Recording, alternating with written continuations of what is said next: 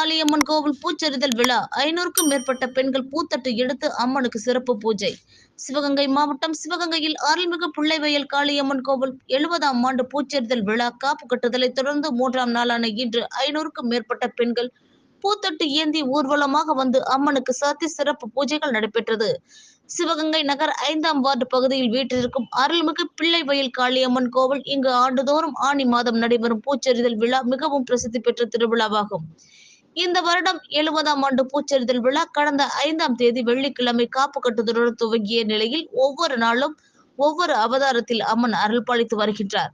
3ஆம் நாளான இன்று அப்பகுதியைச் சேர்ந்த 500க்கும் மேற்பட்ட பெண்கள் வண்ண வண்ண பூத்தட்டுக்களை ஏந்தி சுமார் 1 கிலோமீட்டர் தூரம் வரிசையில் நின்று ஊர்வலமாக வந்து அம்மனுக்கு சாத்தினர். இதனை அடுத்த பிள்ளைவயல் காளியம்மனுக்கு சிறப்பு அபிஷேகங்கள் செய்யப்பட்டு தங்க கவசம் அணிவிக்கப்பட்டு பக்தர்களுக்கு காட்சியளித்த நிலையில் ஏராளமான பக்தர்கள் தரிசனம் செய்து சென்றனர்.